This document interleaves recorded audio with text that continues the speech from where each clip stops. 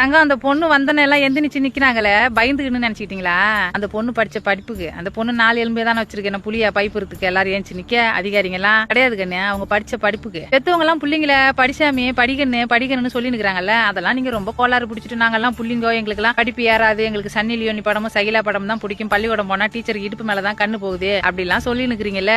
பெத்தவங்க பிள்ளைங்களை படின்னு சொல்றது பெத்தவங்களுக்கு நீங்க வீடு வாங்கி கொடுப்பீங்க, இடம் வாங்கி கொடுப்பீங்க, கார் வாங்கி கொடுப்பீங்க, பிளைட்ல கூட்டிட்டு போவீங்க, நாங்க மல்லாக்க படுத்துன்னு கால் அமைக்க விட கை அமைக்க விட 4 ஆளு சம்பளத்துக்கு வைப்பீங்க அப்படின்லாம் எதிர்பார்த்துக்கிட்டு இல்ல கண்ணு.